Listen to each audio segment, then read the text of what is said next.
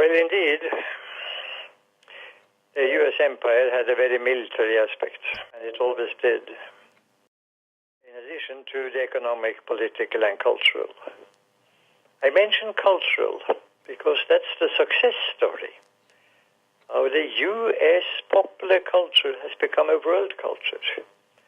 And I wish the U.S. could declare itself content with that.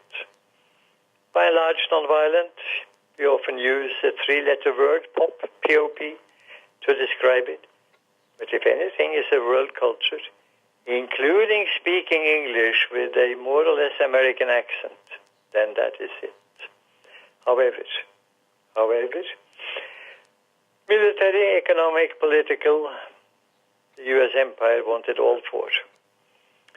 And political hegemony, in the sense of dictating terms and behavior to others. Economic, in terms of getting economic surplus transported up to them via the client states in the empire. And military, in the sense of feeling that they had not only a right, but a duty to straighten out the world the way that they wanted to see it. And that meant essentially whenever anybody in the state or anybody was recalcitrant and didn't play to the piper's tune, the piper being the U.S., then suffer the consequences. And they suffered indeed. So we are talking about since the time of Thomas Jefferson in 1801, to go back to Libya, it was Libya at that time too, of 248 U.S. military interventions. And according to U.S. research by Mr. Jacoby, after 1945, the end of the Second World War, the U.S. has killed more than 20 million people in 37 countries. Now, I see the New York Times is right now, they are praising the U.S. liberal order. Well, if killing more than 20 million in 37 countries is liberal order, I wonder what a conservative order looks like. What kind of talk is this? What kind of talk is it? And you may say, why doesn't at least the American population stand up against it, even if its leaders want to do this? Well, partly I don't know. And partly they have been trained to think only in terms of their own losses. And as long as there is no U.S. body bag coming back from battles abroad, then it's okay. Well, it is not okay for those abroad, certainly not. And what happens then is that the U.S. leadership, of course, does its warfare, its killing that you were talking about, does its killing in such a way that no American lives are lost. Now, there are several ways of doing it, as we all know. It can be done, and it's very often done, by bombing from 40,000 feet, so high up that none of the victim countries have missiles or anti-aircraft equipment of any kind capable of hitting back and eliminating that threat. It's one approach. The pilot is sitting there, pushing his buttons, unmolested, and then landing at some friendly airfield somewhere. The other approach is, of course, by means of drones. In other words, unmanned vehicles doing the job for them. And another approach is on the ground, camouflaging it as hunting, which was the Obama approach. It seems to have been, according to what I have read, in 134 countries, Nako. An incredible amount. Camouflaging it as long-range shooting, hunting, by snipers, extremely skilled, able to kill their victim at 1.2 kilometers, 1 kilometer, 800 meters range, as long as the local CIA has pointed out, this is the man, this is the anti-American person. And that went on for a long time. So there are different methods, and they all have this thing in common. No Americans are hurt.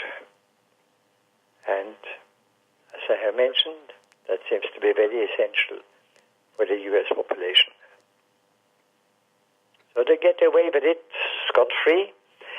And as you are pointing out, they're now dropping a bomb every 12 minutes. Well, that bomb has a target.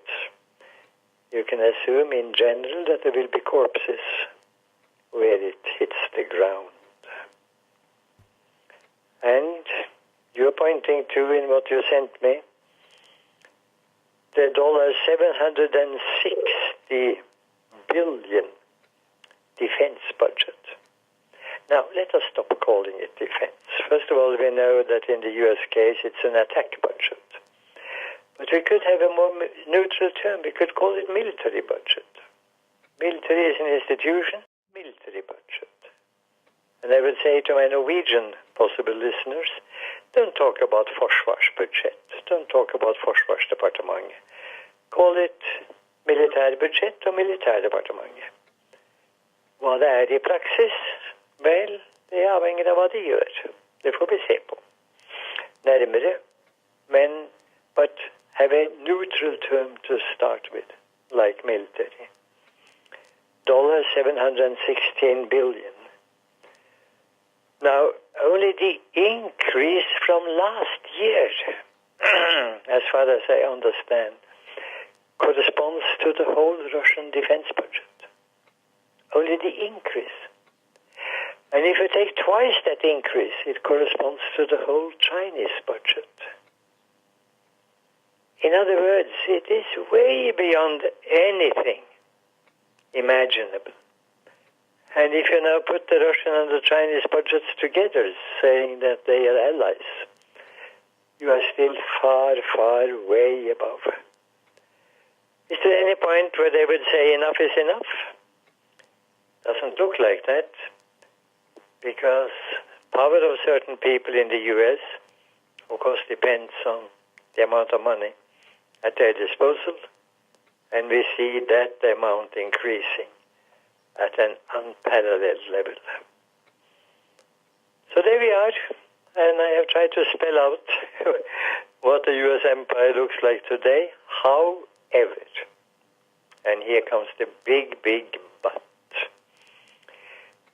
In the olden days, the empire meant that the U.S. had other countries that could do the job for them, the killing job. They're running out of those countries. They seem now to have created a new one, Saudi Arabia. Well, Saudi Arabia is split right down the middle by the Abdel Wahhab, by Wahhabism. And Wahhabism is the national religion of a very belligerent Saudi Arabia. But it is also a very peaceful, live and let live type of philosophy. In other words, Saudi Arabia is split, divided, and the opposition is more explicit than the, roughly speaking, non-opposition in the U.S.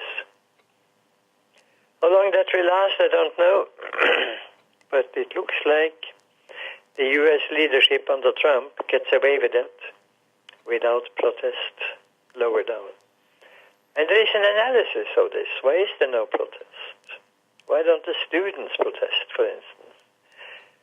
Well, the students are very afraid because they are tied by their loans, the sizable loans.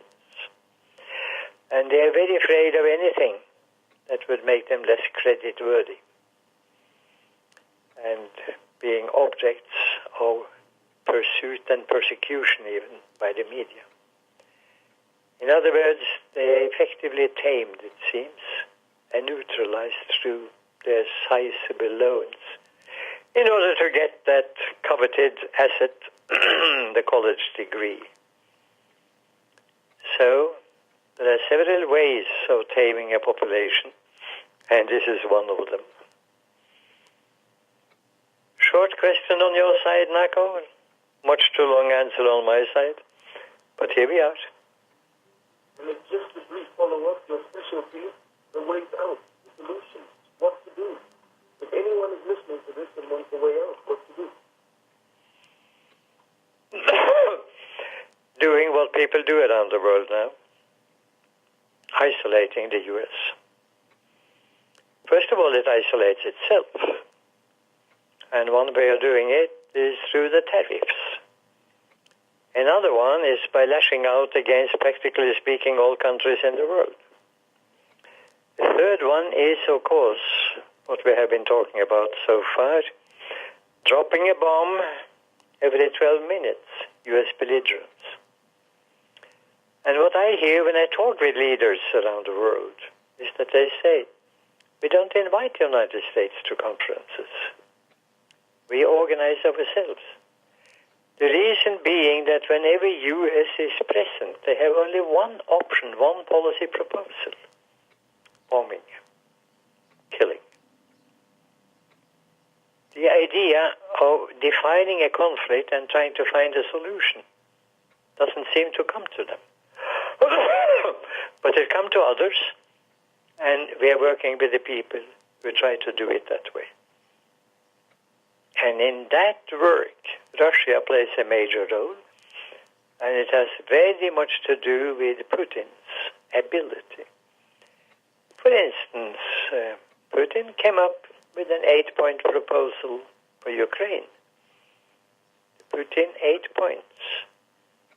And he say, you may call it a federation if you want. If you don't like that word, call it decentralization. I belong to those who think that sooner or later those 8 points will be realized. And Putin is the one who comes up with an increasing amount of conflict resolution coming up when he has his meetings in Sochi particularly.